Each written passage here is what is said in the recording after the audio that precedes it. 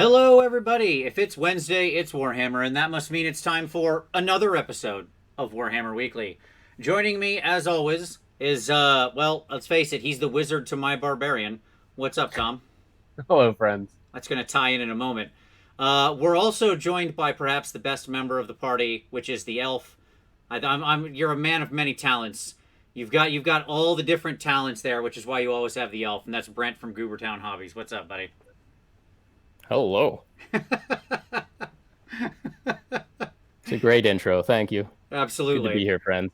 It's very good to have you on the channel finally. We've been remiss in not having you sooner. Brent, I'm sure everybody who's watching this knows, but I will take a moment to spruik it just to say if you're not following Goobertown, if you're not watching this man's wonderful, wonderful content and the journey he's taking you on through all the different stuff he does in his videos, you are definitely missing out in your life. So his channel will be linked below. Please go follow him, sub him, do all that appropriate stuff because Brent is an awesome, awesome pillar of our hobby community, and we're glad to have him. Well, thank you.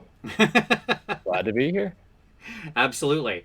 So, we're going to talk about starting the hobby tricks to starting a new army tonight. Something I think we all have some opinions on. We've all got thoughts on. We've all got tactics and tricks on. But before we get to that, we're going to, of course, do some news. So, Tom, take us through the news. Rumor engine. It's up on the. Oh, I'm sorry. Hold on. I had the wrong image up. Put that away for a moment. That's for later. I had this. I had. Don't worry about that other picture. Ignore that. Ignore that other picture. Now the rumor engine's up. It's a little hooky thing. I mean, I know what my thoughts are, but I'm gonna let you guys talk first. All right. So it's a little hook that is sticking into a piece of wood. So the easy call here is vampirates, of course. Okay, like that's the easy call that this is a leg or an arm or a hook arm or something like that that belongs to a vampire pirate. Okay. It definitely feels fantasy because of the little wood tree chunk that it's in. Brent, any thoughts from you? What do you hope it is? I was seeing that as stone, actually, not necessarily wood. Interesting. Interesting. I saw this. The very first thing that came in my mind was a hook hanging off of a Dark Eldar raider. That's just first thing to pop into my head. Sure. What trailing hooked rope. But I can't tell what faction this is from, but I'm pretty sure I'm gonna hate it. And the reason why is I bet that's a load-bearing hook. Yeah. I bet that is part of the attachment to the base is what I'm seeing, and I hate it. I'm going to do you one step further, Brent. I completely agree with you and say that is the load bearing hook. That is the attachment to the base. I'm going with 2 attachment points. That's my guess is 2 attachment points, but I'm not sure if that's the stronger of the two or not. I don't know. It's going to be a very springy, bouncy model, whatever it is, or it's just going to be broken. Yeah, I mean, the fact that it's not free floating, that it's not a free floating hook, right? The fact that it Mm-hmm. is touching that stone or wood, or as somebody said in the comments, a pulled pork sandwich, tells me that, in fact, you're absolutely right. And I haven't even thought about it yet, that is definitely a load bearing hook. But I'm, Nice. I'm open to theories on what army this is from. Go with your vampirates. What do you think? Yeah, I mean, it looks like a little wood It's a leg gaff. replacement or arm No, replacement or it's a something. gaff hook. Okay. So like in nautical stuff, like you have gaff hooks for like it's part of the normal weaponry All right, of sit down, everybody. Here we go. It's Tom's it. Mariner it lessons. this Tell us is about it, Sea Captain. this is vampirates, and it's a gaff hook, Mm-hmm. Mm-hmm. and you can tell it's vampirates by the hand. It's Okay. the hands that we've seen in all the rumor engines over the last month that we've called as vampirates. They all have very similar hands. Okay. This is vampirates, and this, by the way, is what confirms to me that it is absolutely like pirates because it's a gaff hook. Yeah, I feel like you could be onto something. Little skinny hand with long fingers holding this little hook, and it feels like it's in a running kick position. Like this model, picture this as its left arm. Okay. Mm-hmm. Mm-hmm. And the entire model is up in the air, like horizontal or even Sure. slightly vertically Sure. kicking, and this is the connection point. This is what I'm saying. I think the two Yep. of you together have solved this. That's what it is. It's very possible. Yeah. Yeah, it's way too possible. All right, we solved it. All right, we've solved the mystery. Like Autumn Lotus said, "Oh God, he's right." So there you go. We've done it. All right, what's our next piece of news? I don't know. Mm-hmm. Underworld's multiplayer Arena of Death. Yeah, Yep, that's coming. it's coming. Goes on pre-order this weekend. I have no interest in the Underworlds as a game, Yep. as a game. So I love the models and have bought most of the warbands to paint because they're super fun painting projects that are great. Totally. But since I don't play the game, an alternate way to play the game is not that interesting to me. But okay, Brent, how do you feel about Underworlds in general? Where's your Underworlds take? Oh, they have great warbands. I've played it a couple of times, very early, whatever the first set of rules was called. Played the When it was Shadespire? Shadespire, like the first round of Shadespire. I played a couple of games with a friend, and I enjoyed it. And I got to tell you, I think I really like playing on hexes instead of using a ruler. To me, the ruler adds so much stress to regular Warhammer. It really does. Just the social aspect of whether or not that was actually a 9-inch charge just Sure. adds to me so much stress. And so I really liked the hexes, and there's no argument about cover or anything like that. The hexes either touch or they don't. Like I do like that a lot. So what you're saying is we need to go to some kind of BattleTech layout for Warhammer. Yeah, it was kind of nice. Yeah. All right, I get it. I get it. I've often thought of like a neat way to play or a neat thing to do with my Warhammer table would be to have a little like laser grid that I could just lay down over the table in little 1-inch squares so that everything would be incredibly transparent at all points in time that I could turn on or off. Like whenever I needed to measure, just flip it on. Little laser grid lays down, right? And I'm like, okay, 6 inches, there we go. And then I turn it off and you can go back to your immersion of playing. There's my dream thing I'd waste money on if I suddenly found independent wealth. So many lasers. Yes, indeed, Yeah. all the lasers. Yeah, no, I just stress myself out too much. Like even just moving a unit 6 inches forward, the unit has 10 figures in it, and some of those figures are definitely moving less than 6 inches, and some of them are probably moving more. And just both of those stresses me out so much because I'm either cheating a little bit or I'm not getting the most out of my units, and it's just real nice to move 3 hexes forward. Sure. I was playing a game this past weekend and a friend was using a big 40-person unit. He doesn't normally use big units, and he was like, I hate everything about this, as he's like carefully measuring, moving one fig, and I was like, okay, first of all, that's way too serious for how we play Warhammer around here. Here's my solution. Move the front 5 guys, take the rest and go and just shove them forward. And I'm happy with that. I was like, if a couple dudes move too far, nobody at this table cares, man. It's fine. We're good. Like, let's just play the game. That's, I think, the solution. If you're like, if it's game 5, a tournament, and you're on table 2, fine. Be precise with your measurements. But if you're playing in your basement, it's not the time for that. It's a game. There's gonna be little mistakes. It's fine. So there you go. Yeah. All right. Cool. Underworld's thing. Tom, what's next? What is next? It is the Free Guild coming to Warcry in the next White Dwarf. Dun dun dun. That's right. Finally, another non, AOS or 40k or anything like that. Another sub game. But finally, the Free Guild are going to have their own Warcry warband. So that's nice. That's good for them. Handgunners and halberdiers and everything else. So, okay. Cool. Yeah. Okay. Good stuff. Next question, Brent. How are you on the Warcry? Have you gotten into the Warcry any? I have some models. Does that count? That counts. That absolutely counts. Yes. Yeah, I've got the crows on very springy bases. Again, yep. Talk about load-bearing toes and stuff. Yeah. No, I think I do like the Underworlds sets a little bit better than the Warcry sets, but all in all, nice plastic models. I like them. Sure. They have gifted us with it is an embarrassment of riches when it comes to the model quality we've been getting out of these sub games. So that's definitely true. Well, they're getting to make all the models that they've wanted to make that don't support entire lines. That's Sure, exactly yeah, what yeah. it is. Yeah. Yeah. Yeah, actually, Which- the tie-in to the Chaos, the Slaves to Darkness army, I really like the Fomeroid Crusher and the Mm-hmm. Ogroid Myrmidon. Those are some great models. Mhm. And We can't forget about Llama Cat. Yes, of course. The Spheranks. yep, of course, of course. You seem like you're not the biggest fan of the Llama Cat, Brent. I went to my local game store to support them, and they had the Llama Cat, and they had the Myrmidon, and they had the Fomeroid, and I bought 2 of the 3. Yeah, yeah.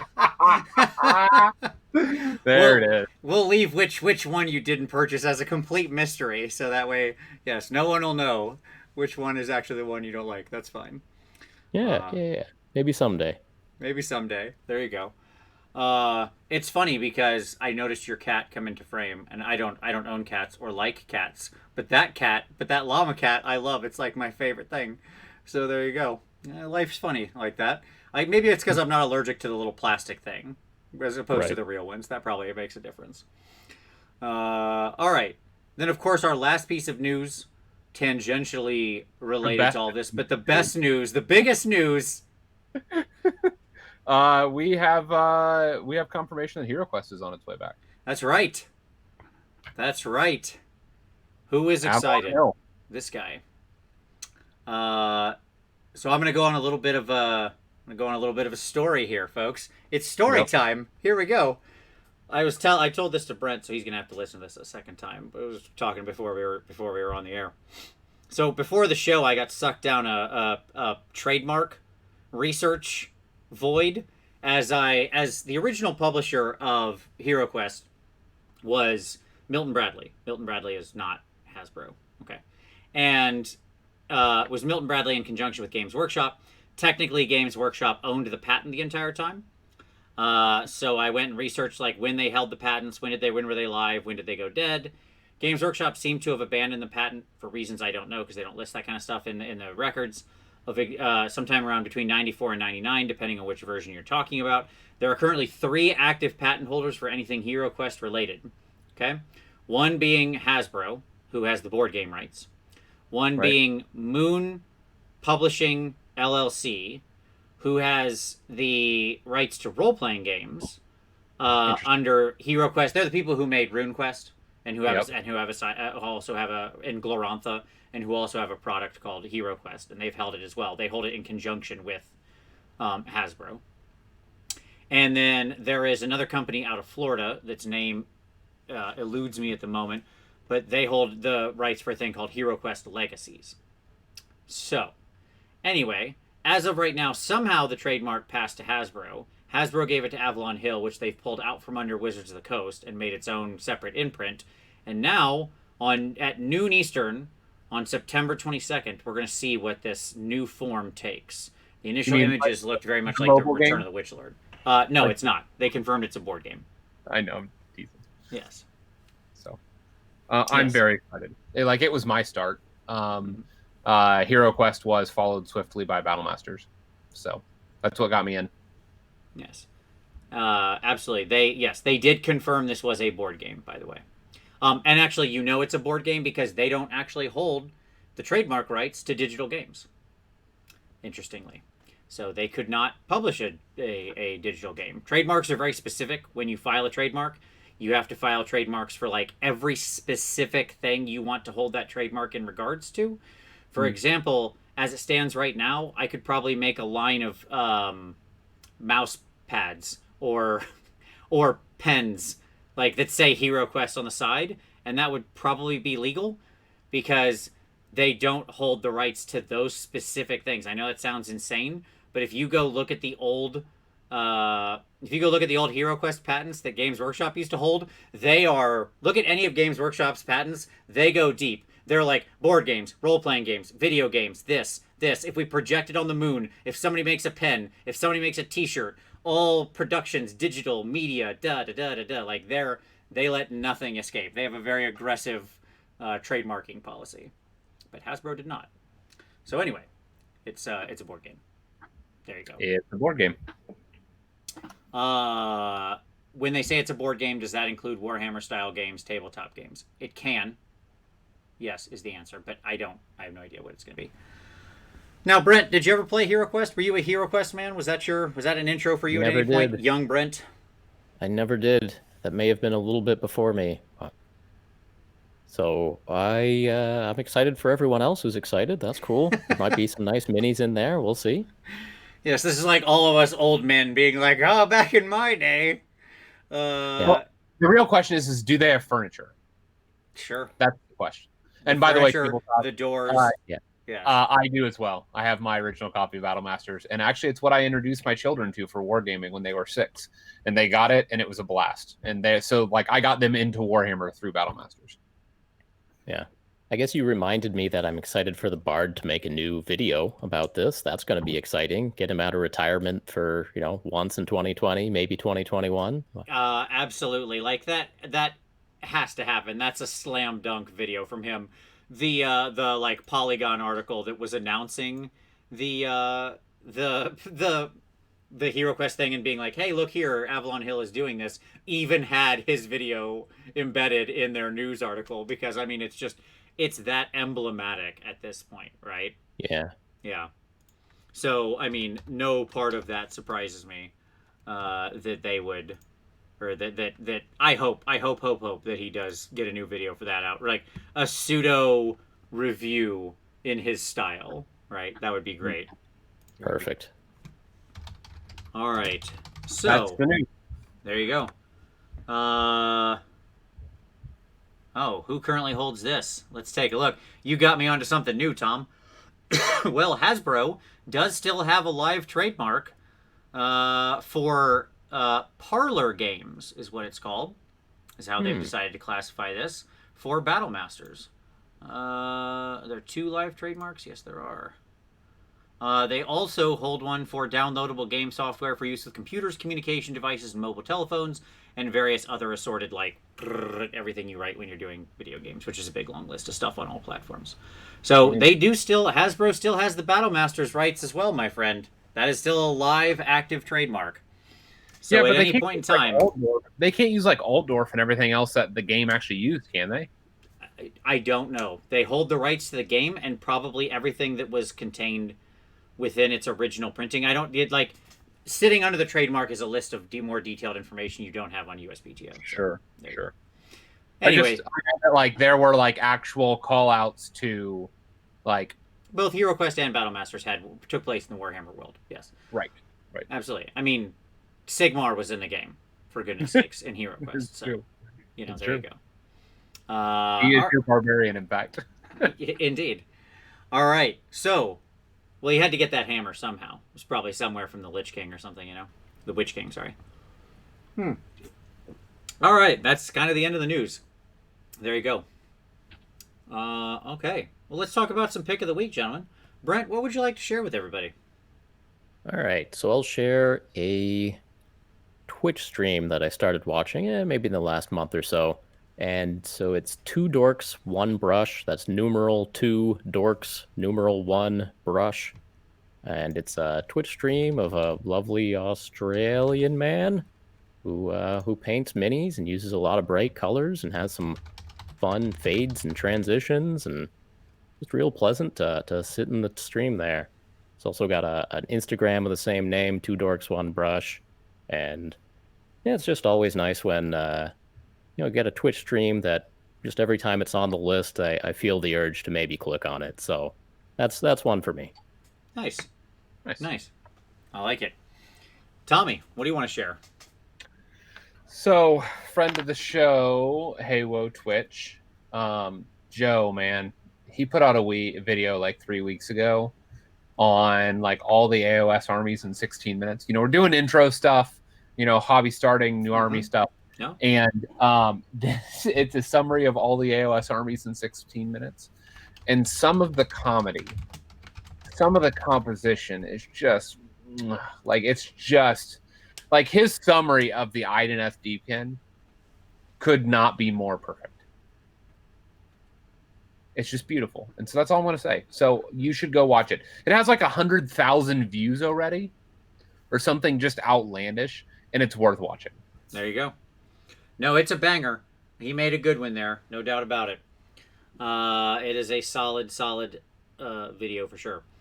For myself, I'm going to direct everybody over to our good friend Doug at 2 Plus Tough, who recently put out a lore video around the Jaws of Mork, like my favorite thing that they've done recently, and a army that has actually done pretty good in tournaments. So if an all squig army is doing okay and people are enjoying it, and this is the lore behind it, so now you can maybe watch that and get interested to collect an army of red beach balls with teeth of your own. So there you go. It was a really good lore video, top notch from Doug as always. All right, so let's talk about some hobby time. What are you guys working on, Brent? How about yourself? What are you working on? I mean, always a lot, right, I'm sure. All right, so I got one over here. Okay. All right, let's see if the video picks it up. All right, so this is a video I just published today. This is a 3D printed mini of my face on a Yeti. And so I finished painting that up in the last couple of days here, and it's just amazing. The stupidest thing is it's also got a couple of cats on it. It's got a cat sitting on the horns, cat sitting on the base.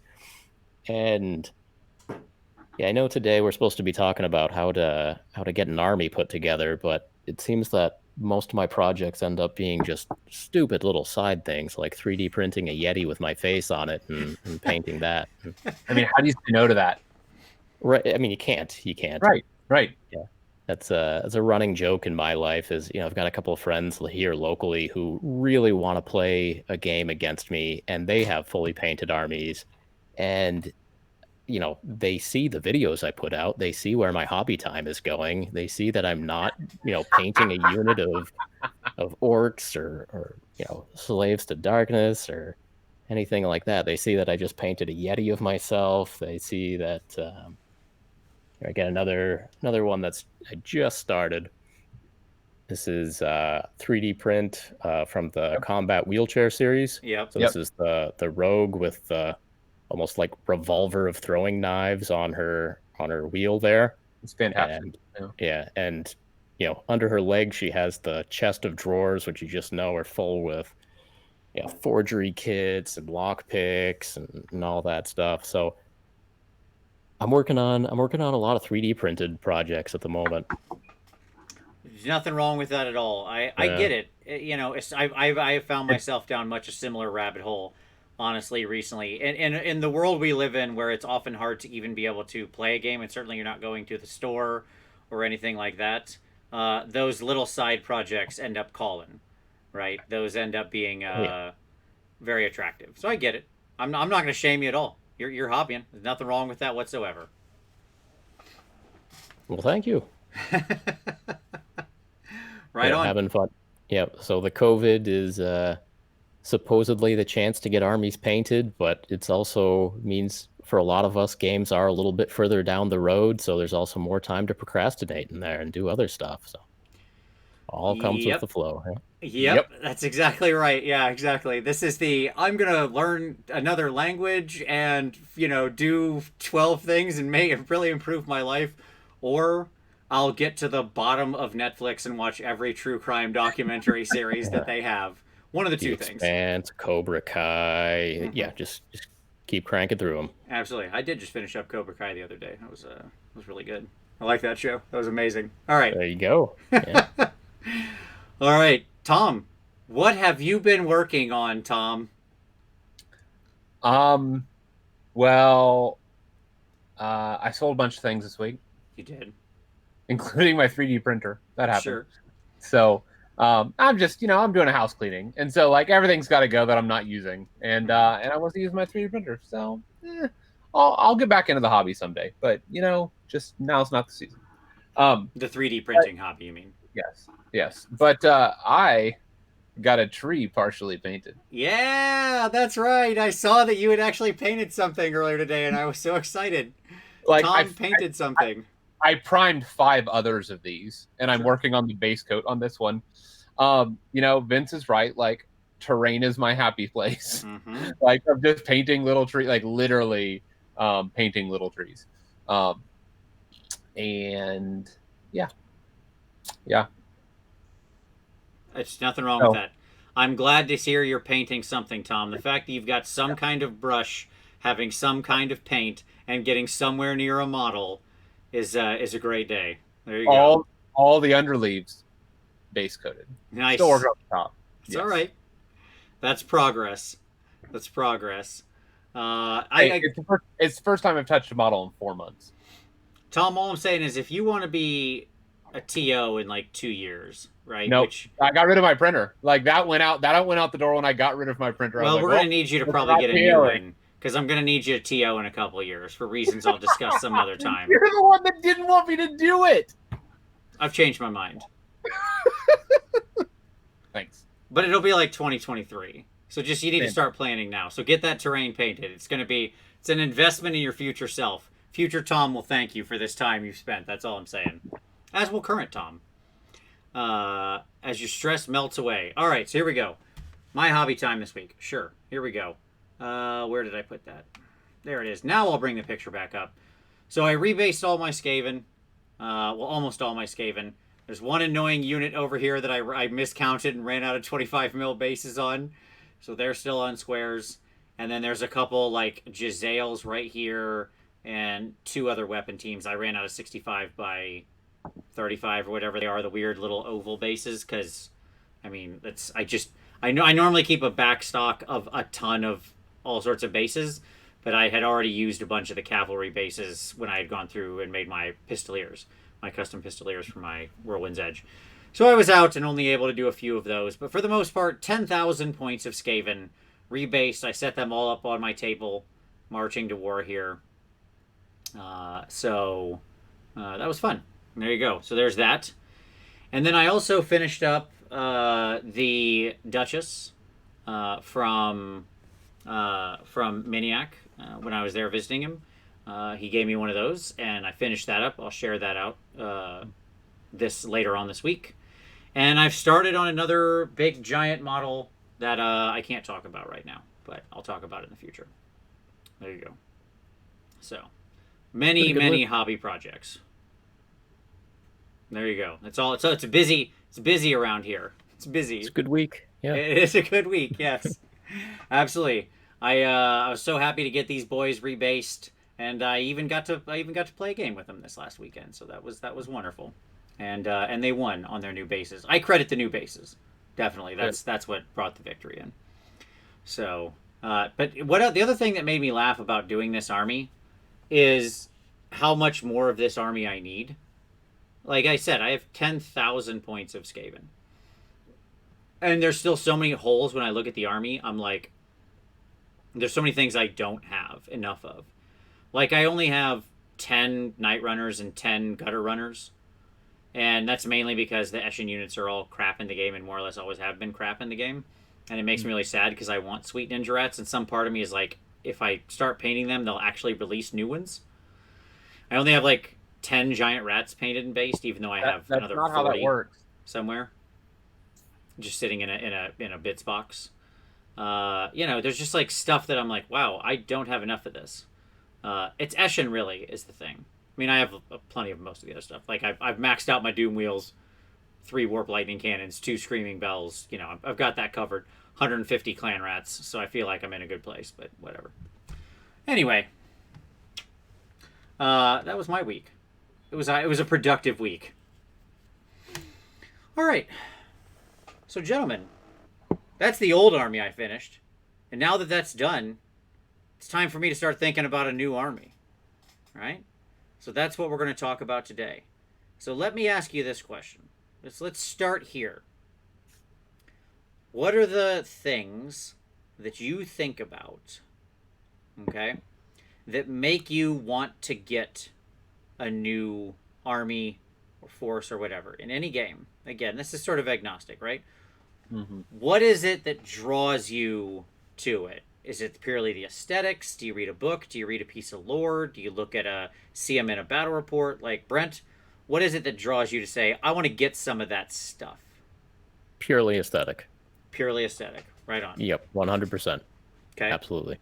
What are some of the times that's happened for you? Like, what's a good example where you saw something and you're like, I need to get my hands on some of those, even if it doesn't become a whole army? Because I think that's where some of us start. We're like, I'm just going to get a few of those to paint those. That's the trap we trick ourselves into, right? Yeah, I mean, sometimes it happens fast. A lot of times it creeps in over time, especially with like Warhammer armies. It's very commonly been the experience that, everything looks stupid until it starts to seep in and seep in and seep in, and then it's like, okay, lizard man time, let's go. Right.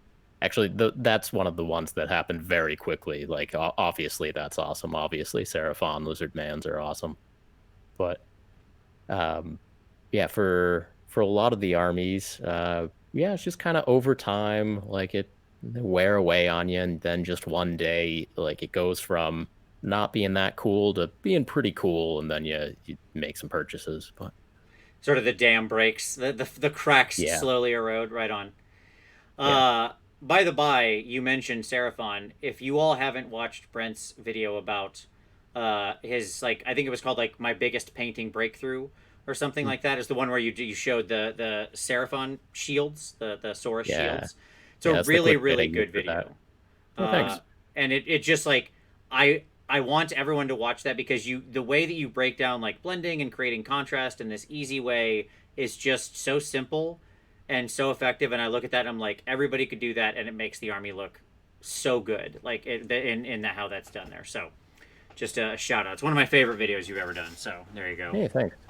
Yeah, the shields on those Seraphon Saurus warriors are great. They're just subdivided so well. It's almost like graph paper, where if you just do the same thing in each cell of a piece of graph paper, you can get the overall result that you're going for. Right. And it's just, if you have more of like an analytical mind than an artistic mind, it's just really easy to break it down into parts, do one small thing at a time, and then it all comes together, and the whole thing looks good when you're done all of a sudden. So I do really like that bit. And, as we're talking about aesthetics for an army, a lot of times it is just like the shields that this army has are a major component to whether or not they look cool. And that alone can do it. I mean, other than the fact that they have dinosaurs, those shields on the Saurus warriors, those alone could have done it, but the Triceratops and the Tyrannosaurus Rexes wandering around behind them also help. Yeah. No, I get it. The like the point on shields is so well stated, because I always think back to, do you remember Bretonian men at arms? Do you remember that Yeah. model? Like they had the big tower shield, Yep. right? Yep. Like the big kite shield. Yeah, it's like it kind of had like a polygonal shape, but it was more or less the size of them, right? Yeah.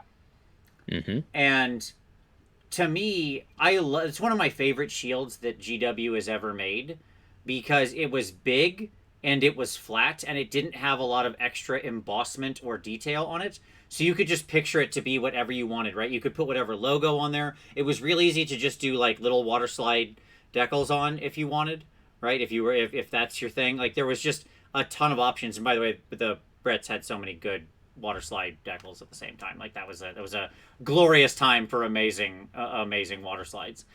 And I love those, because that was the unit. When you looked at the unit, you just saw those shields and the little helms, and that was basically it, right? That, and then maybe like a spear sticking up out of the side or whatever, or a halberd or whatever. Yeah. So no, I'm with you. It can define so much. Also, in the case of Seraphon, the big giant T-Rex is pretty awesome. Let's be honest. Well, there's an interesting question. So, in terms of thinking an army looks cool, is it for you guys? Is it the rank troops, or is it the heroes and monsters? What's more important?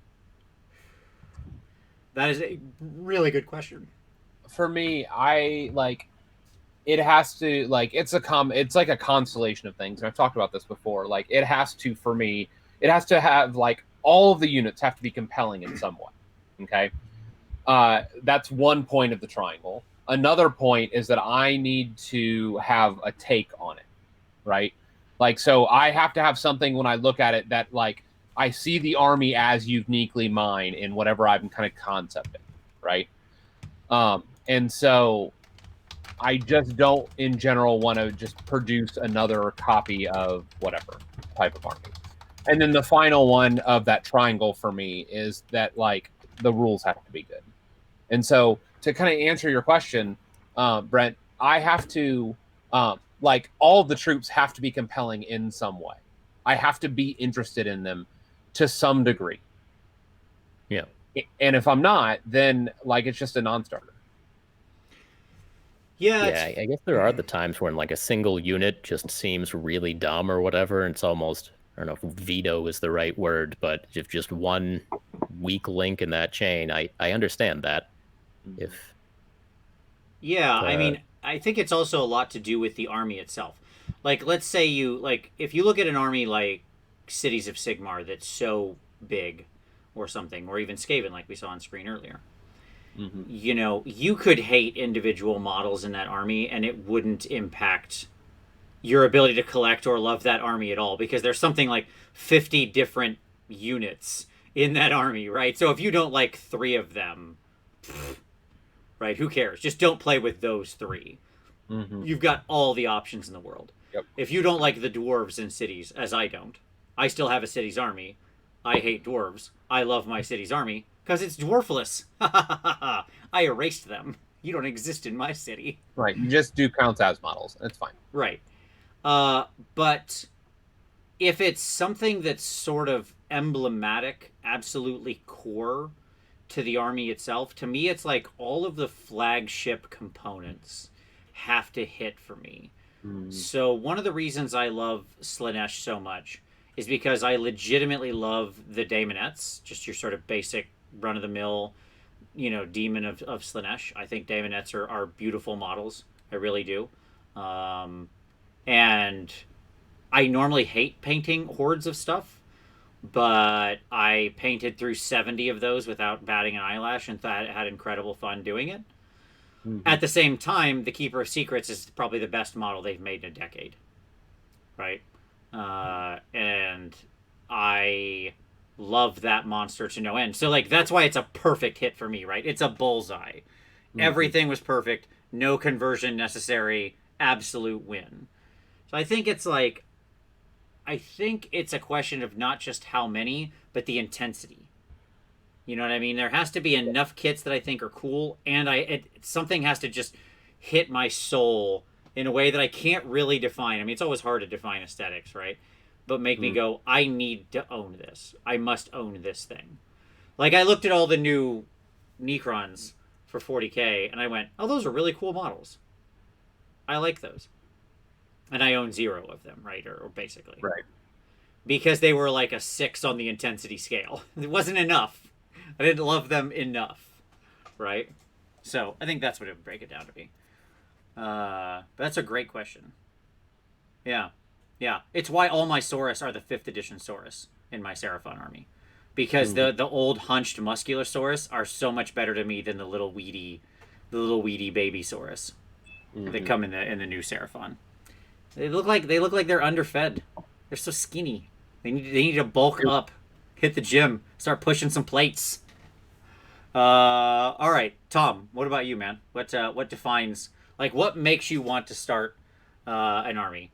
Hold on, I need to address something in the comments. Saitan said, "Oh my God, is it Necrons? I thought it was Necrons." No, it is definitely Necrons. Please do not copy me. I say it wrong, and it drives everybody crazy. But I can't stop myself. I have to intentionally stop and say Necrons. I say it wrong because I've always said it wrong, because I picked up the book in like 1997 and I was like, cool, Necrons.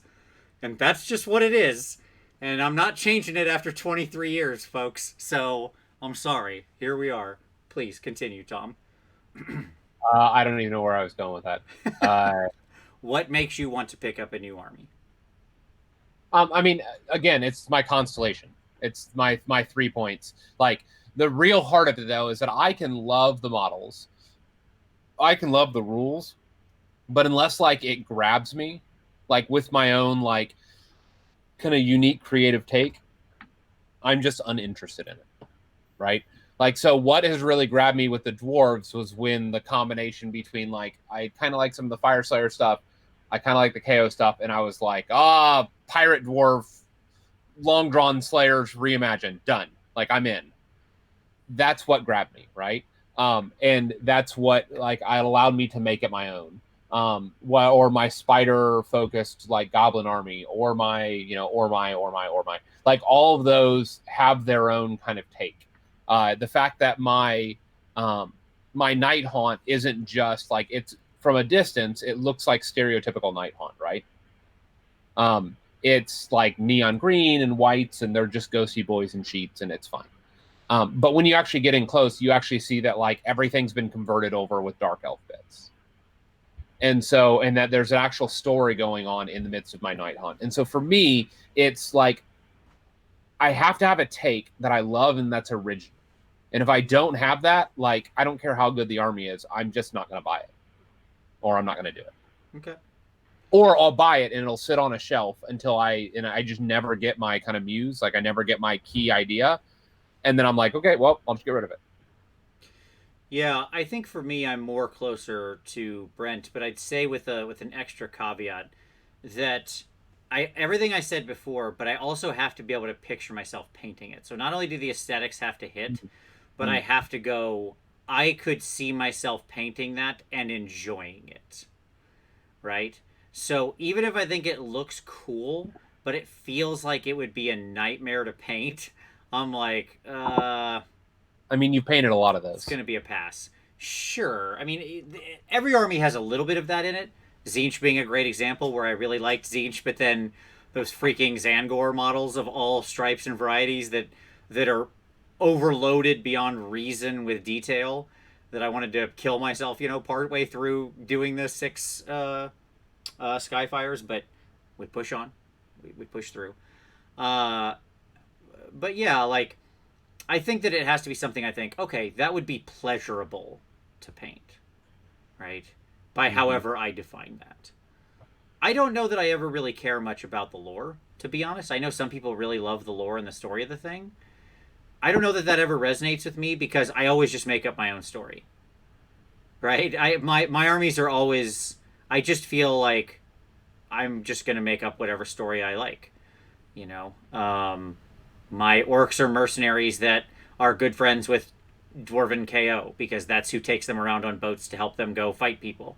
Because flying on a boat is faster than walking, and they're more morky. They're clever or cunning. Sorry, but brutal, right?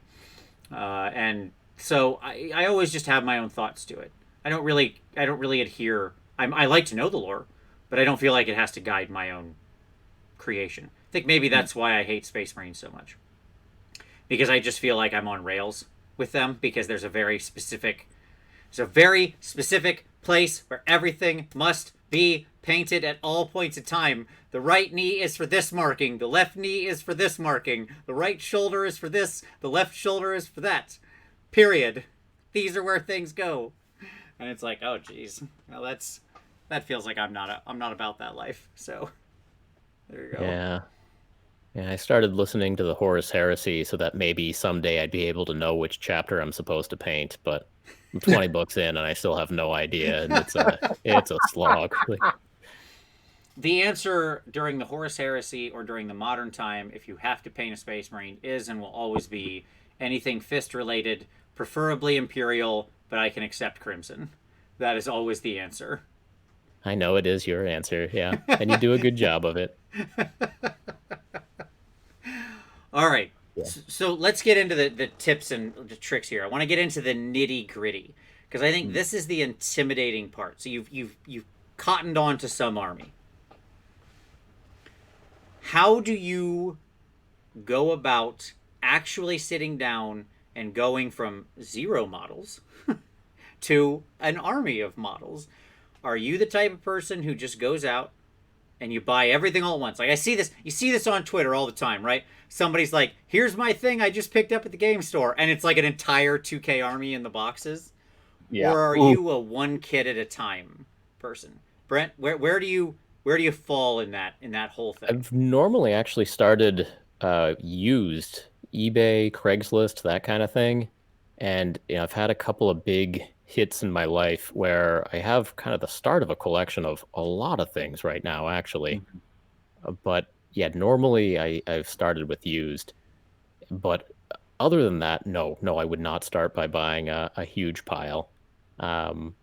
more recently, I'm more of the type of person that every time I walk into my game store, I do feel the urge to buy one decently priced thing, maybe a couple, before I walk out the door, Sure. just to support them and all that. But and then so I often will have kind of on my list like, okay, I can probably either get this box of orcs, or if they don't have that, I'll get the 5th edition monster manual, or Right. have a shopping list.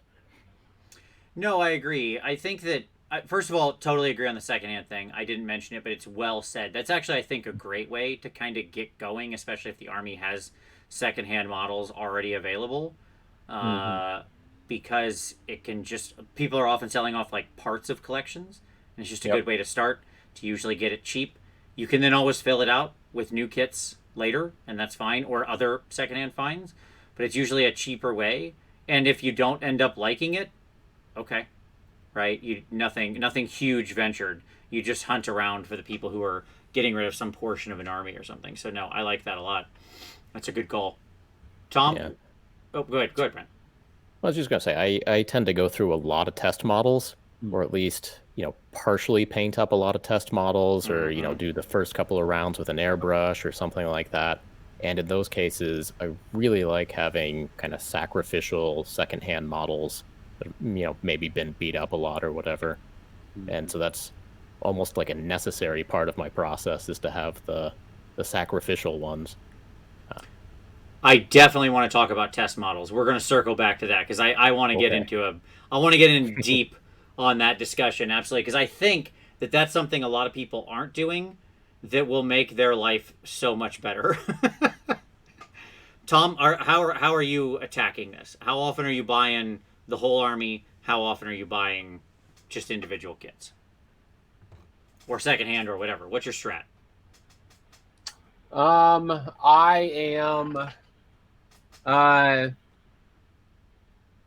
am doing normally trying to think. Normally I'll buy pretty deep in, let me say that. And then the other thing that I will do is I will get a like after I buy in fairly deep, like I won't buy everything in the line, but I'll buy like a number of boxes, right? And then what I'll end up doing is I'll end up getting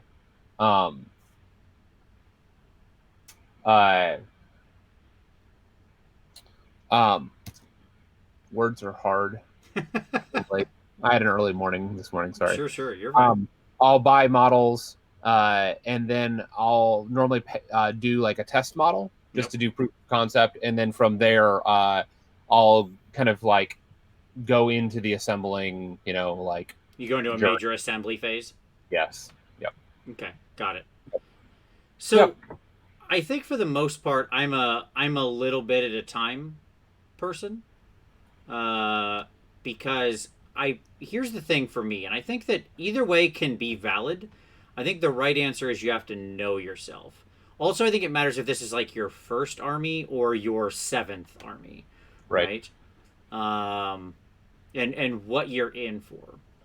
When the Sons of Behemoth come out, I'm definitely buying multiples of those big giants. Like, there's no question in my mind, because I've been looking at them for 9 months. I've had lots of time to think about whether or not I want this hardware. This isn't an impulse decision at this point, right? Right. 9 months later, I still want that kit. I've thought about it. I've judged it. I've weighed it. I want them kits, right? Well, you also have you have a rule of thumb on your buying. Correct. Like, you don't impulse buy it ever. Ever. I never impulse buy, correct. If I'm going to spend more than $20, I have to think about it for 2 weeks before I buy it. Yes, correct.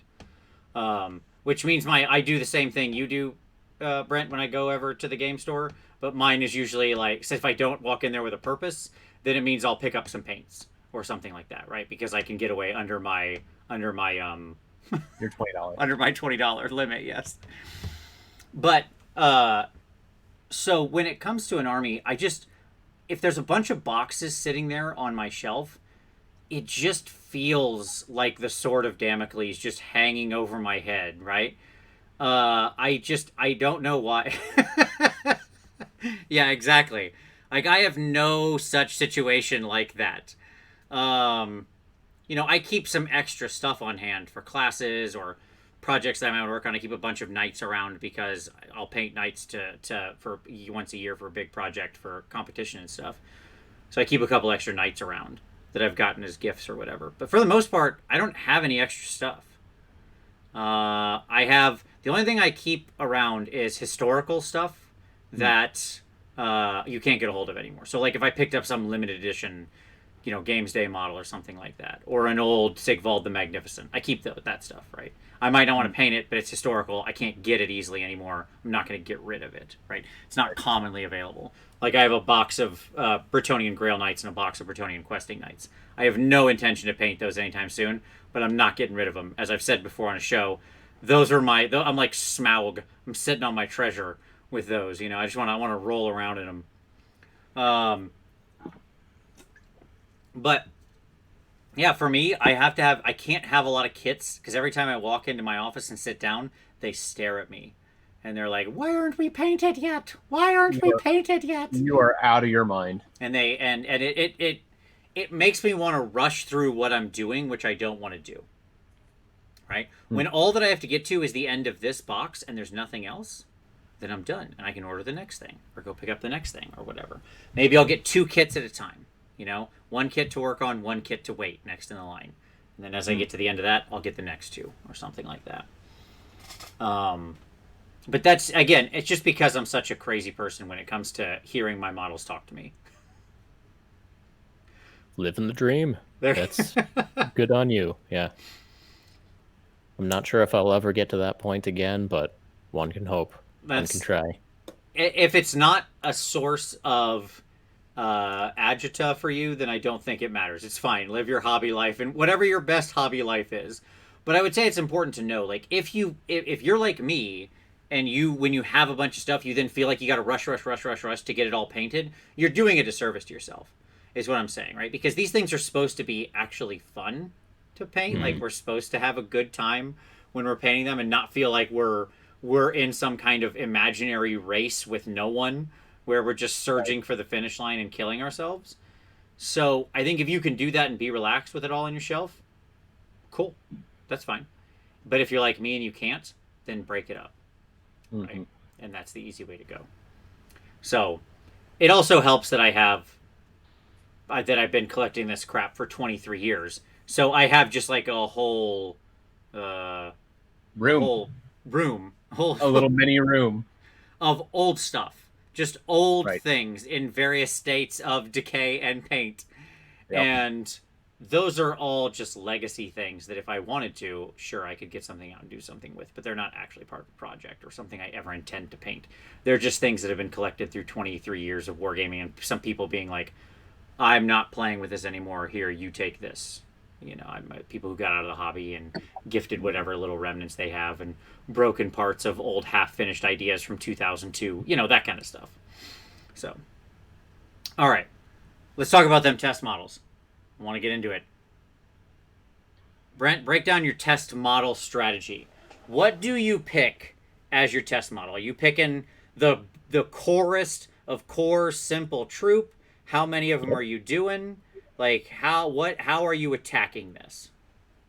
Always core troops. Yeah, I do have my weird neuroses involve like making a pile of this will actually go into the army. These are the nice models or the new models or whatever, and then I like work under this assumption that I need to have excess surplus to do my tests on, and hopefully those are nasty old used models, which I do have enough of those around here. But yeah, I kind of have like my pristine models off in one corner, and then I try to get some secondhand but not too beat up models for my test models. And for me, I very commonly will get like 10 of them, and then over the course of like an hour spray them a bunch of different colors, kind of searching for the muse or whatever. Of course, that's if I'm in a situation where I really don't even know what color I want the army to be, which happens more than I like to admit, or happens a lot for me.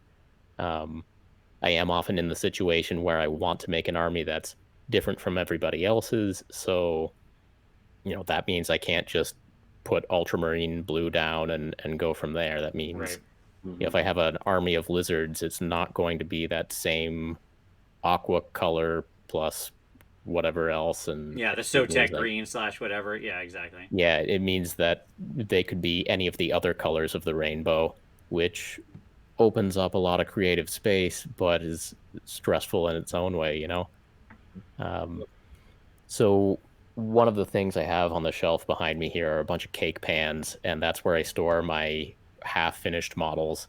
And I have a lot of them, and a lot of them are in the phase of I sprayed them a color, threw a wash on or something, maybe colored in a couple of bits, and then said, okay, I'll get back to those later. But normally, like a couple in a batch will start to lead me down some new paths and say, okay, this combination worked. I think I can do something with this. And so for me, for coming up with a color scheme, it's a lot of trial and error. There is definitely waste involved, Sure. but sometimes something pretty cool comes out of that. So Sometimes how many expected, do you sometimes think you're unexpected. doing? I normally 10. Sure. If I'm doing test models, I go on the pretty high side, and then it may be only like 2 that I end up putting much time into with an actual brush. But if I'm going to go and sit down at my airbrushing station, I'd like to take a solid 10 with me, and then get into it. Do you find yourself painting over your previous work, like trying it with one color and then going, nah, and just airbrushing over, or trying different colors or shades or stuff like that? Didn't like that red, let me try this other red. I'm just going to lay it right over the top, that kind of thing. Sometimes yes, but again, sometimes being neurotic, I'm like, I don't think I like that blue, but maybe I do like that blue. Let's just set that blue one aside on the edge of the table here, and I don't want to spray over them because I might change my mind on that blue. So there's normally a fair bit of waste involved. Some of the colors I'll be like, no, it's obviously not brown. Brown was a stupid idea. Why'd I do that? And then I'll cover over that. But What was I thinking? Brown yeah. lizards. Yeah. Yeah, if I spray like 10 different colors, maybe like 3 of them I'll be able to say, no, definitely not that, and then I'll get 3 new colors out of it, and then of those 10 I'll end up actually brush painting 2-ish, and maybe I'll get something good, maybe I won't. But Nice. Now, here's my next question that goes right along with that. And Tom, I want to go to you for the test model thing too, because sure. I know you do a lot of test models. But I want to drill down this rabbit hole just a little more with Brent here, which is, do you think about basing at all at that stage when you're doing your test models? So how do you think about that component of it as well? Yes, I absolutely do. So for me, I default to a gray base pretty commonly, because I do like to try a ton of different colors, and I find that gray works for most of them. Sure. And there's one in particular, the classic sand, black, gray dry brush, white dry brush. Simple, looks good enough, and works with most colors. And so unless I have a different idea, that's kind of in the back of my mind there. But yes, base to me absolutely is one of the very important considerations in getting a paint scheme and making sure your test model is going to work. Once you're sure that you've got the color for the orc's armor, the next question is base color. Yeah, orc skin color, orc armor color, base color is the order of operations there. Do you write it down? Do you write down what you ended up settling on, or do you just keep that one there as an example and go off your example? In recent years, I film it all, and so I have a record that way. But yes, writing it down would be a very good idea. Yeah, yeah, It is true. Once you're making videos, it's so funny because there are many times where I've wanted to do something that I did before in a project, and I'll not be able to remember exactly what I did, but I'll be like, I'll say, oh, I made a video for that, and I'll go back and watch my own video to remember exactly what I did that I liked. So yeah, it happens. It happens. I mean, keeping records is very useful, and it does not take that long at all for you to forget what your paint mixtures were. Like, It's so 2 true. weeks, maybe, Right. maybe less than that. Certainly by a year rolls around and you have definitely forgotten all the colors that you used on something. And even when I go back and look at my old videos, a lot of times, if I didn't put the name of the paint in it, I'm still trying to guess what shade of red I was using or whatever. But yeah, if you do find something you like, write it down or narrate the video. There you go. Tom, how about yourself? Like, I know you do a lot of test models. So And I how do write you work it? everything down. Like, that's one of the differences. Like, everything, every step, everything.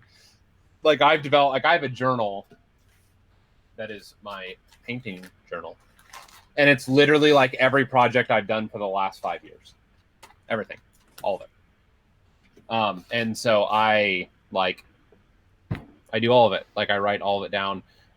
For me, though, on my test model, I don't.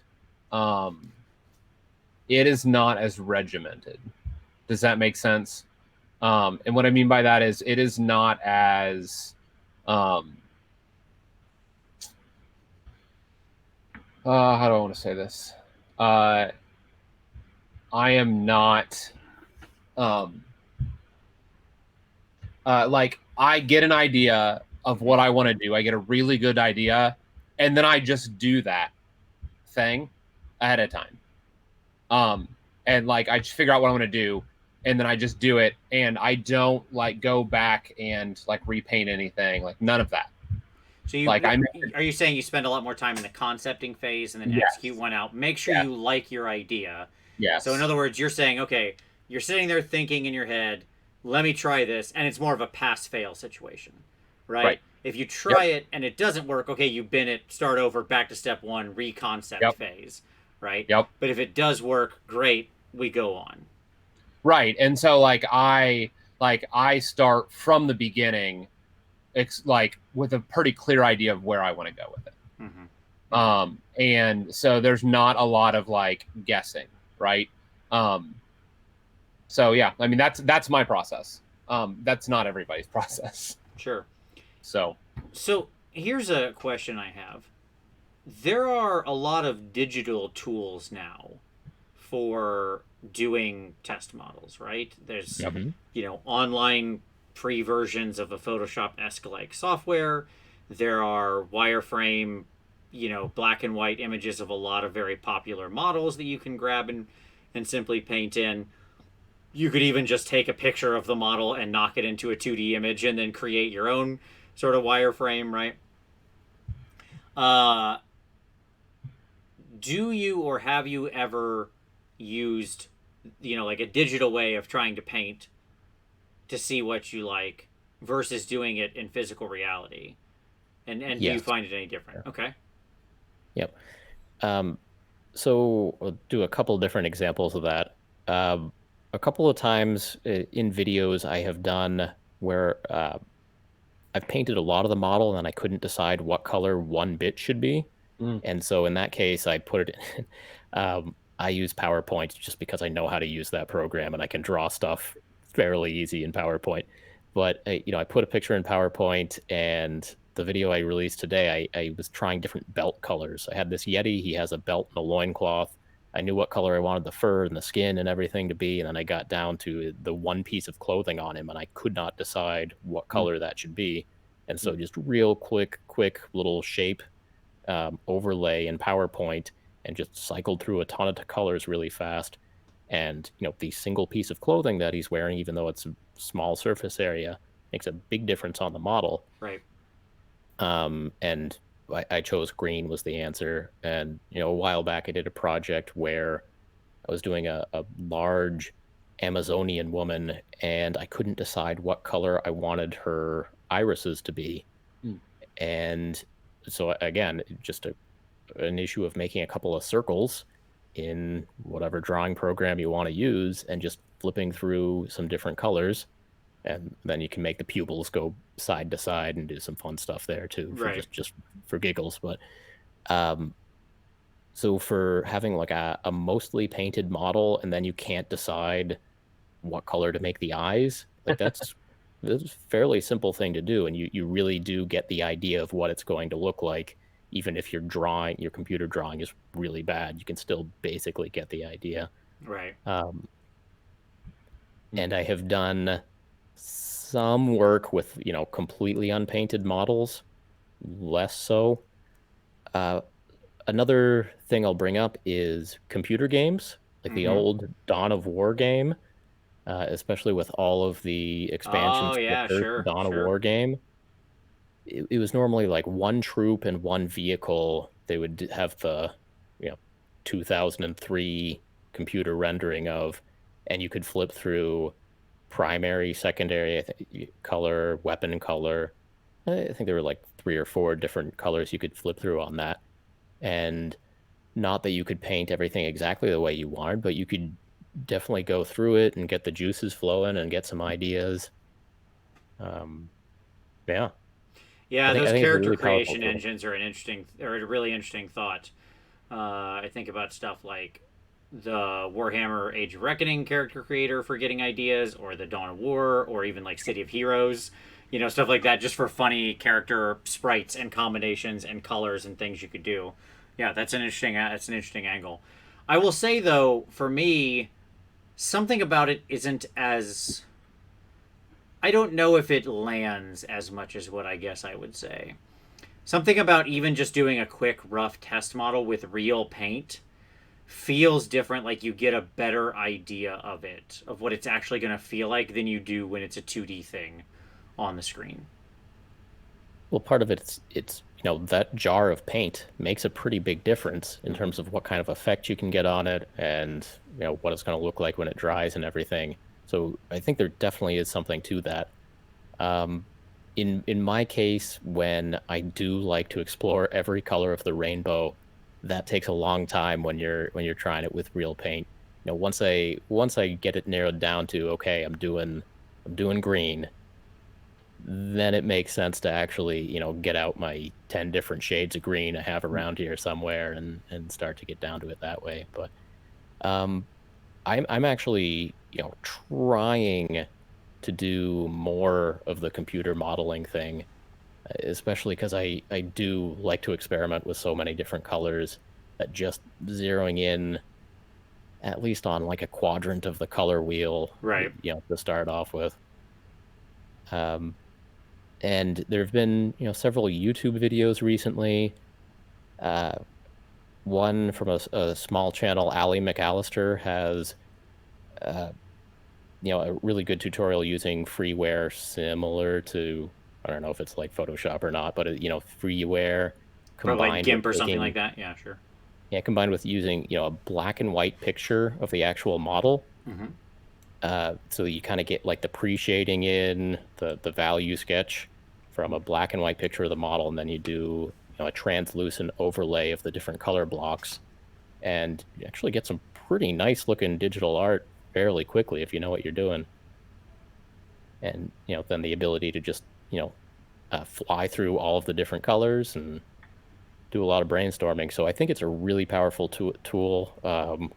Like I said, I mostly know how to draw in PowerPoint, so that's a little bit slower, and so I should develop some more skills on that. But I would like to do more computer modeling stuff. And then Necromunda just had a game come out like a week ago Yeah. that has a Yep. pretty good, gang builder tool that you can get with that, before you even play the game at all, which, I have the game. I haven't actually played it, but I've definitely changed some color on my Escher gangers, played around with some tattoos and all that. Yep. We also have a vote from Scott. Scott's in the chat, and he said, "You guys are forgetting the shower technique. Take a shower and peer into your soul, and the steam will awaken your mind. Color palettes will drip out of your mind crush." It's another good option right there. Sure. He checks out. Yeah. I mean, the funny part is, I don't think that Scott's actually wrong. And by that, what I mean is, I think that's actually dead on. When I'm stuck on a color scheme, I will go do other rote tasks. Like, one of the most common things I do if I can't figure out a paint scheme is I clean my office.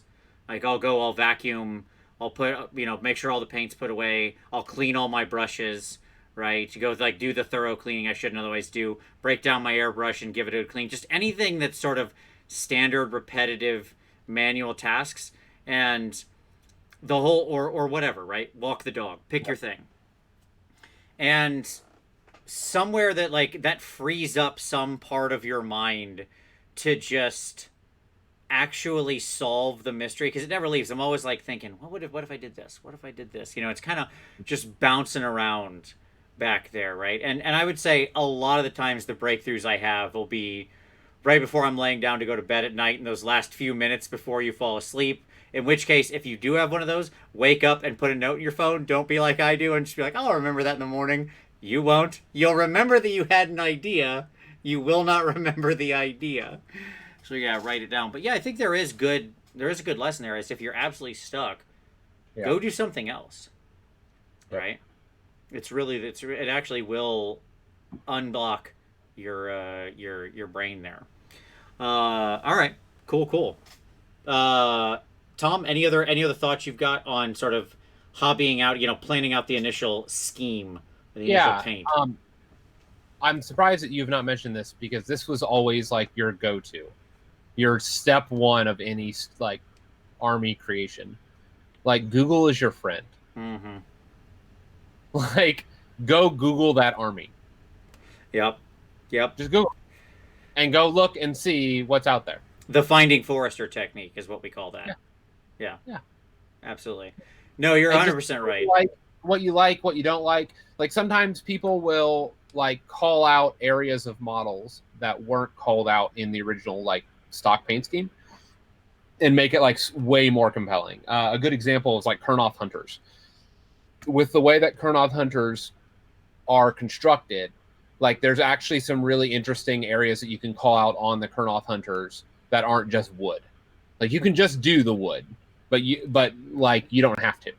And there's some other compelling kind of like compositional, things with them. And so that's what I would say. No, you're right. Going out and going to the Googles. Did you know that doing a Google search takes the same amount of energy as running an LED light bulb for 3 minutes? How about that? Isn't that crazy? Think about how many Google searches are happening every day. Anyway, so the just looking at what everybody else has done and riffing off of, like, starting with someone else's paint scheme and just riffing off of it and making it your own, changing the secondary colors or the tertiary colors or adding additional stuff is such a good way to go. There's absolutely zero wrong with that. I mean, we're all in this hobby together doing, like, there's a million of us all painting the same kinds of figures. It stands to reason that we want to be semi-unique, but we're never going to be completely unique, right? So there's nothing wrong with drawing inspiration from everybody else who's went before you. No, that's a good point. All right. Okay. So you're painting your way through the army. You've got your scheme. You've bought some stuff, either the whole 2,000 point lot or whatever. You went to the store and you walked up to the shop owner and you just reached up and said, hold out your arm, and he held out his arm, and then you pulled your arm down and said, jackpot, and then you just grabbed all the boxes and threw them on there to buy. I don't know, whatever your method is, right? I email landmine. Sure, that's also fine. Thanks, Mini Stomp. Yes, Mini Stomp, absolutely. But the next question is, now it's time to actually get your test model done. Now it's time to fight your way through the army. So, how do you actually make the army? And I think this is a real question, right? What I'm asking here is, do you sit down, assemble out all 2,000 points, and just go, Unit 1, paint, done. Unit 2, and you're like not thinking about it, it's factory line, you're just moving along like you're assembling Ford Tauruses, okay? Or do you have like a method of, I'm going to do this unit or this much of unit, then I'll do this special thing? You know what I'm saying? Brent, do you have a way you think about breaking down actually painting through the army? I normally don't get this far. Somewhere after test model is where it breaks down. The train comes off the rails. All right, how do you think you want to attack it? Maybe we can help you get there. Large batches is the way I would like to do it. Get all the troops, get all the troops done. And I've done this a couple of times, as can be witnessed. But I like the idea of large batches of similar models. Okay. What's a large batch? Define large. 10, 20, 50, 100? All of them? Any of those? Yeah. Okay. Okay. That basically you want to get all of the similar-ish stuff together, all your basic troops, get them all batch painted, get them out of the way. Yeah. I find a decent zen in that. And for me, the only really bad thing about a large number is that it's harder to protect them from cats. Like when I did a batch paint of 100, I had to get like a really big Tupperware to put down over the top of it as like a dome to protect against the cats when I was like sleeping or at work or whatever. And a smaller unit, it's easier just tuck those in a drawer or whatnot. I think I've identified your problem. Yeah.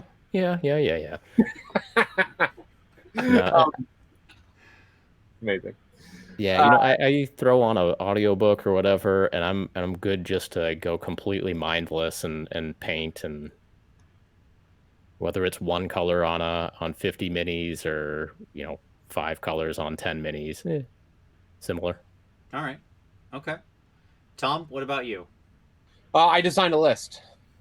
Okay. Like you literally make yourself a 2,000 point list is what you mean. Yep. I make myself a 2,000 point list, and the list then becomes the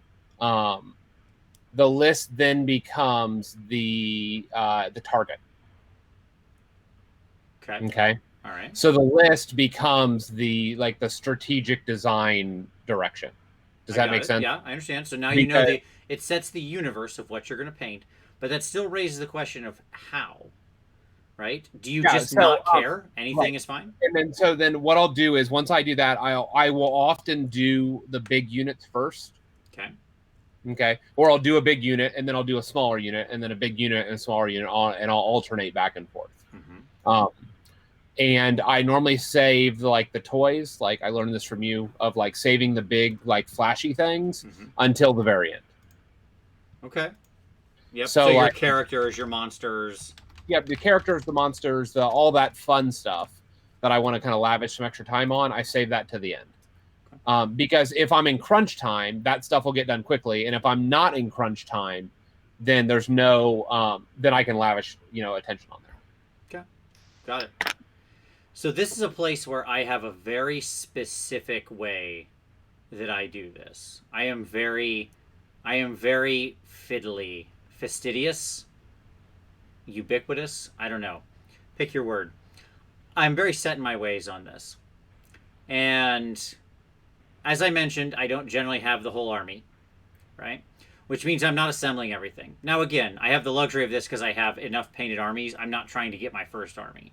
If it's your very first army, my recommendation would be get the stuff if you think you really like. Do everything we've said thus far. Once you're sure you have a scheme and you like what you're doing and you like painting the army, then feel free to get the rest of the army, assemble everything, and start playing. Because you can play with gray plastic and paint your way through.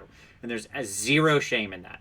Zero. And do not let anybody shame you for having unpainted stuff when it's your first army. You will go through it at your own personal speed, and that's perfectly fine.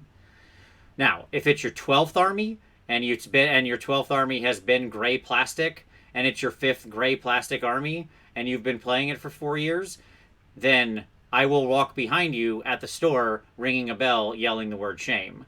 Okay? And I feel that will be perfectly deserved. And thank you, Brian S. I think inflexible is exactly the right answer as to what I am. So here's how I go.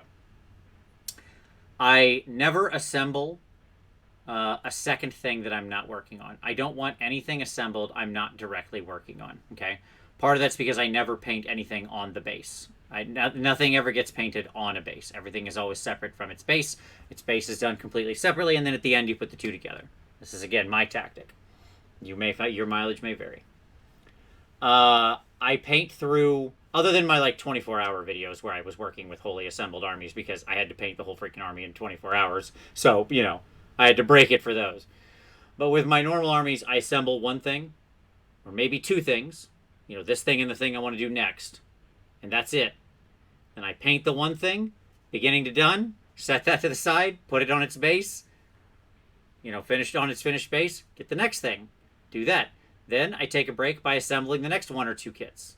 Then I paint that.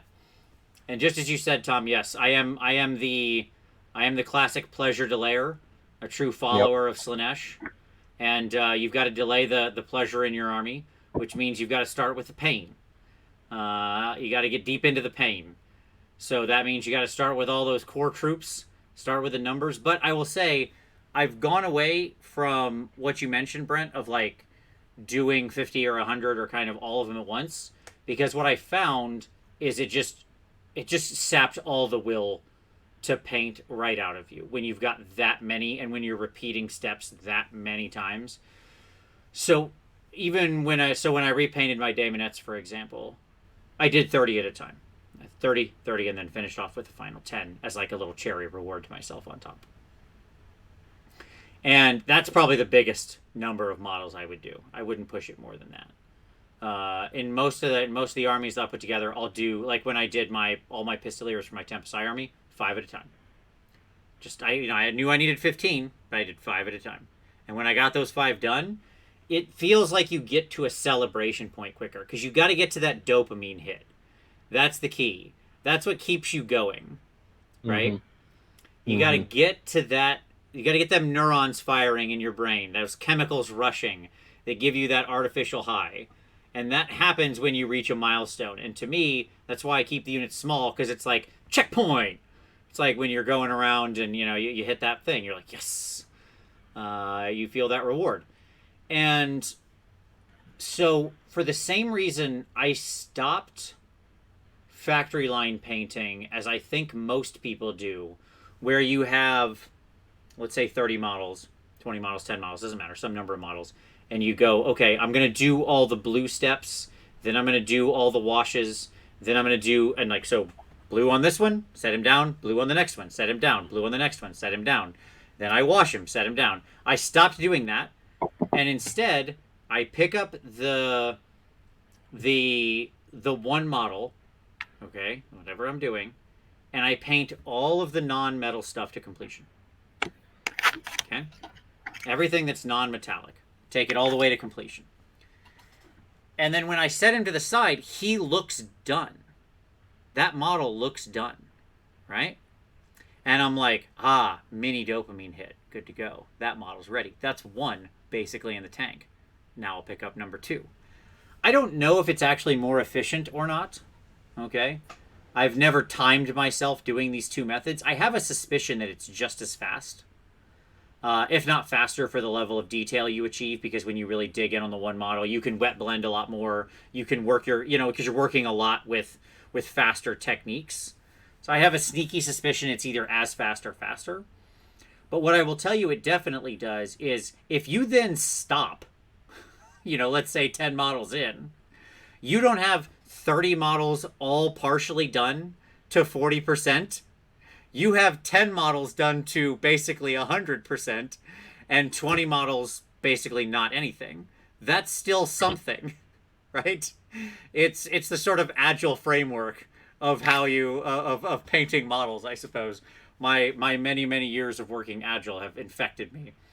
But to me, taking that, like, there's a thing you do when you're learning agile right at the beginning, is you got like 5 names you've got to write, and they let you do an exercise where you write the first letter of all 5 people's names, and then the second letter of all 5 people's names, and then the third letter of all 5 people's names, and it's mind shattering. Like, it's impossible to do it with any efficiency. And then they say, okay, now just rewrite the 5 names like you normally would, and you're just zip, you do it real quick. Taking each one to completion individually is how your brain naturally wants to work, and it's much more fulfilling. So, just a thought. There you go. Hard pass. I hear you. Hard pass. I hear you. But again, I'm giving you my personal take on this. Sure. Everybody's going to have their own thing, right? So there you go. Yeah. But have you experienced the satisfaction of a time lapse shot where you go through one at a time, and then one at a time, and then sure, yes, or go through all 50, then go through all 50, then go through all 50. Like, well, you gotta think about that too. This is true for video production. The time lapse shot of everything is on the left side of the table, and then it moves to the right side, and then the left side, and then the right side, and then the left side. I mean, that's content making gold right there. No doubt about it. No doubt about it. A different kind of dopamine hit. Also good. Absolutely. All right. Yeah, and I think always save the characters. This is my biggest thing I can advise people to do. Save the characters. Much like the cheerleader, if you save the characters, you save your army, okay? Anything big, important, special, singular, you break it up in between. So, like, if there's a couple characters and a big monster, I splice the little characters in between the units, and then I save the big monster for the end, you know? And that's just like, I'm here, right? I've delayed my pleasure long enough, and then boom, you get that big reward at the end. And don't worry, Shannon, yes, I am watching the comments, and you all have been cracking me up the whole time. It is, it's its own world over there tonight. Scott and John and everybody are tearing them up, yes. Yep, we see them. We're not, we're done. We're not ignoring you. We see you, yeah. Nope. I don't think you need us in this conversation. You seem to be doing an excellent job over there yourself. Okay. All right. So now we got to talk, though, about what happens when you fall off the wagon. I feel like this might be an area for you here. You've got all the best plans in the world. You've worked on your test models. Maybe you've started painting through some stuff. You've started to make progress. And then womp, womp, womp. The train comes off the rails. We've all been there. We've all been there. This is a picture of my face on a Yeti. I was painting that. This is the train.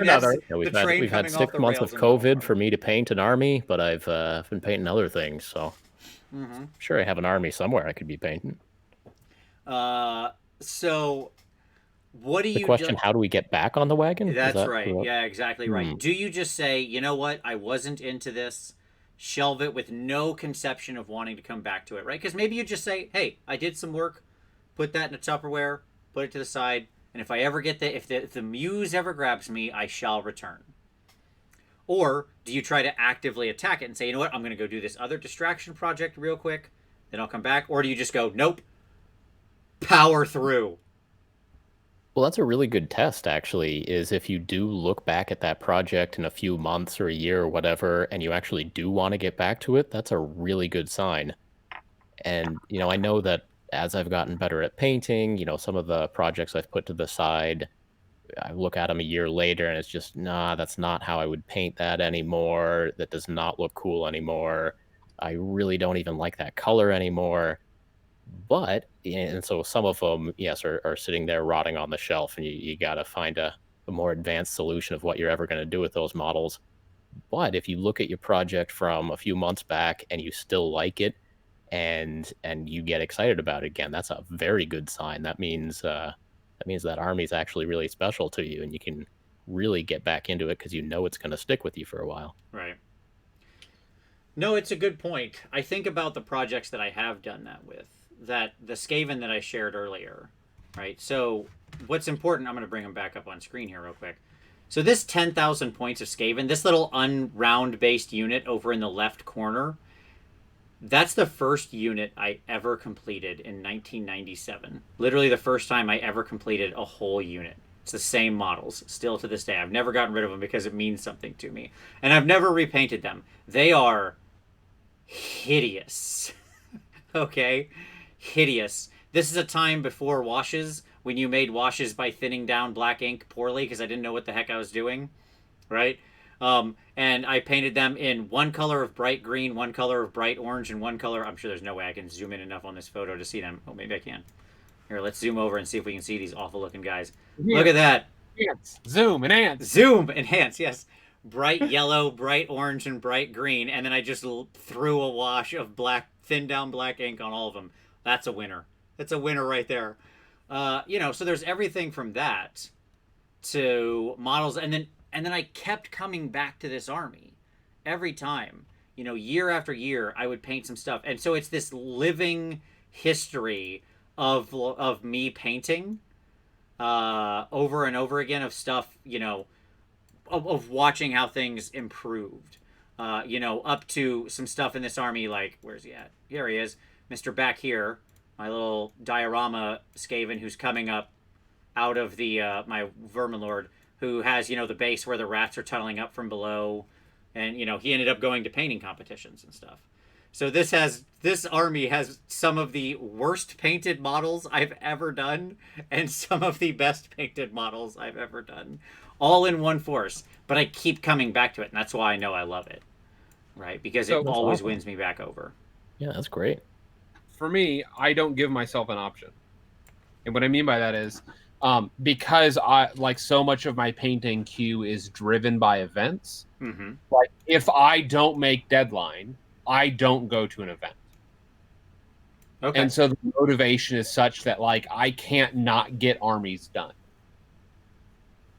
And so I prioritize and I push through even when it sucks. Now the flip side of that is when you don't have events, there's no motivation to paint.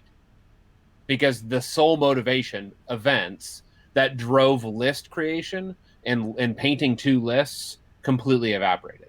And so that's where I've been at for the last 4 months. You painted that tree though. I'm painting that tree right now. It's looking good. Thanks. I mean, but that's because it's for a home game with my kids. Like this is a scheme that my daughter's wanting to do. Hence all the bright pink. And it'll be fun. That's an event. It is an event. It's a family event. But it still counts. It does still count. But I mean, that's my point, is that it has to do with, like, for me, painting is directly tied to playing. And performing, you know, in like community settings. And so the consequence of that is that like that's what drives me to get work done. And so I generally like I don't have projects kind of drop off generally because I'm being driven by kind of this outside force. Mm-hmm. Now, again, you know, when pandemics hit, you know, the valuations change. So, yeah. Yeah, I mean, I think that I don't know that I've ever painted specifically for an event on a timetable like that. I paint armies with the idea that I know at some point this year I will take it to an event, right? Like I'll say, okay, this will be the first thing I'm going to take this to. And then I'll use that army for a year or so in tournaments, and then they'll kind of go to just being a basement army, and that's how you end up with 16 armies. But right, because you just retire them, because I'm always needing to do some new thing, some new army, right? But I'm not painting directly for the event. I'm painting for me and well enough in advance. Like I start the project generally that I'm going to use for next year's events 9 months before I'm going to go to an event with them. Right, and you'll finish them in 2 months or in a month and a half because of just your raw paint time. Sure. Just because of the time that you have at the table. So you're going to move through things a lot quicker in that sense, and that's great. But for me, like I when I paint with purpose, and I paint particularly for an event to perform. Like, and so like I will write a list, decide on a list, look at the meta, look how things are developing, make a prediction with like a 10% given my list, right? So 90% of my list will be solidified. I'll have about 10% that, you know, that could change, that could flex. And so I'll end up like aim to paint that extra 10% so that I can sub things as needed. But sometimes like this will go off the rails. A great example of this was not last year at Adepticon because it got canceled, but the year prior, you know, I was taking doc. I had planned on taking doc for like 7 months, 8 months, and I'd been slowly working through that super elaborate paint scheme that we were doing on like basing and stuff like that. And what ended up happening is I got a month outside the event, and the Flesh Eater Court book dropped. Completely changed the meta. Like both it and Skaven dropped. Completely changed the meta. Because of those changes, I had to have Marathi in my list. So a month out, like a bunch of stuff got shuffled off that I'd spent a lot of time on, and Marathi got put onto the table. And so like, but again, I felt like I did wonderful work on Marathi in a very short amount of time. And again, it's because for me, it's event driven. Gotcha. I mean, I think there is something to be said for setting. The event is working as a spotter for you. Yeah, right? Totally. Absolutely. Yep. In the same way that it's in the same reason Peloton bikes and whatever that new row machine thing that I hear advertised on podcasts now, but it's just like Peloton for rowing machines, where you can like row the rivers of the world and join others on your trip and whatever. It uses 86% of your muscles. I don't know. I listen to a lot of podcasts and that one comes up a lot. Anyways, the point is that for the same reason those are successful, right? Because you're joining a thing, there's a person there on the screen saying, keep going, you can do this, push yourself. There's other people, you see your performance marked against, right? You're part of a group and there's somebody there saying, let's go, rah, rah, let's do this. I think there's something to be said for that. And so I think that having some kind of community, well, not just, community, but also a finish line, a thing you're working for, a reason why you want to get it done. And I think the event is the easy one, but it's not the only one. Sure. For example, I think that you could easily set this kind of a thing for yourself. Today, September 16th, and you could say, you know what? By the end of the year, I want to have a fully painted army. So in 2021, I can go to the game store and actually play with a fully painted army with my friends at some game night. On a game night, we get together. That's not a specific event, right? Sure. It's not a specific thing, but it's setting a finish line for yourself, right? Of December 31st. So that way, in the new year, you have the ability to go to the game store with a painted army. Start 2021 feeling real bad about yourself. Sure. No, that's a good one though. I like that. I like that. Yeah, my point is I think you could have your own, it can be whatever you want. You and your friend could each challenge each other to do a unit a week or a unit every couple weeks or a unit a month or to have a fully painted army by the end of the year, right? And then it's bringing that spotter into the equation where somebody else is there going, "Hey, I got mine painted. Where are you at?" Right? How you doing? You keeping up? What's going on? Maybe this is what I need to start doing to Tom, just to get him painting. It won't work. But so you know what actually is motivating me, is that some of us there may be an impromptu thing happening in Chicago in November. Yes. And where some of my friends, it's not an official event, but some of my friends are going to get together and play some Warhammer, and I'm looking at trying to make that work in my schedule. And if that happens, guess what? Like, that's why I'm painting right now. Sure. Is that, like, I want to be able to have a fully painted army for that. Yep. And yeah, so that's my point. Something to look forward to. It doesn't have to be, it doesn't have to be Adepticon. Right. It can be as easy as I'm going to get together for a game in March. I want to have a fully painted army by then. Great. That's a good enough thing. It's a thing you're aiming toward. Right? Like, or another great example is Armies on Parade. Like wanting to have a painted army for Armies on Parade. Yes. That is a great point. Yes. Something like Armies on Parade is a great yearly motivation. Like picking those things that will help get you and keep you motivated. Yeah, 100%. All right. Well, gentlemen, I feel like we've covered all the way through this. Brent, is there anything we didn't touch on for hobby tips or tricks or anything like that with getting a new force? No, we did it. Touch on? You're the one who knows how to paint multiple armies on a schedule. Ain't that the truth? Well, it's apparently a thing that I've developed some kind of skill for. I'm sure that will be highly valuable in my life. Boy, there's a thing to put on your tombstone. My epitaph. He painted some armies. So, thumbs up. Highly valuable. But no, Brent, thanks so much, buddy, for coming. This was super fun hanging out. Hey, it's been a pleasure. All right. Tom, anything else you want to share before we head out? Trees. There you go, Tom. We're all proud of you. Keep at it. More terrain. Looking great. Absolutely. We're the amount of people who are thrilled in the audience, by the way, Tom, I don't know if you've watched all the comments. People are really excited about you painting something. Yeah. This is my point, Tom. People want to lift you up. They want to raise you up on eagle's wings. Okay? Yeah. All right. So, at any rate, very good. Brent, thanks again. All of you out there who are watching, thank you so much.